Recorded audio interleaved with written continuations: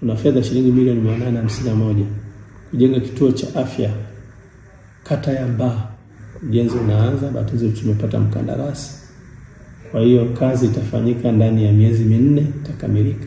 Ni mfano tu, lakini tuna vituo vingine hapa ambavyo tumeweza kujenga pamoja na zahanati kumalizia mambo mashine yote imeweza kufanya. Kwa ni jitihada kubwa. Nashukuru sana Mheshimiwa Daktari Samia Suluhu Hassan. Kwa jina naitwa Cosmas Seven Nyoni, Mabano Lindongo, ni diwani kata ya Ngumbo. Lakini pia tunamshukuru Rais kwa ujenzi wa zahanati.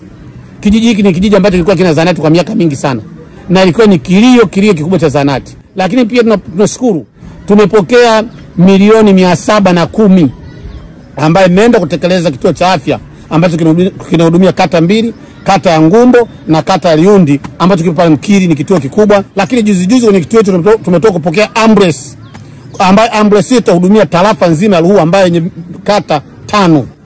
Lakini tunashukuru pia tumepokea milioni 810 kwa ajili ya ujenzi wa kituo kipya tena cha afya katika kata yetu jirani, kata ya Mbaha. Kwa tunaamini kwamba kwenye upande wa afya Rais ametendea haki, na sisi kwa niaba ya wananchi wa kata ya Ngumbo tunasema zawadi yetu kubwa ni kumpa kula zake zote za ndio.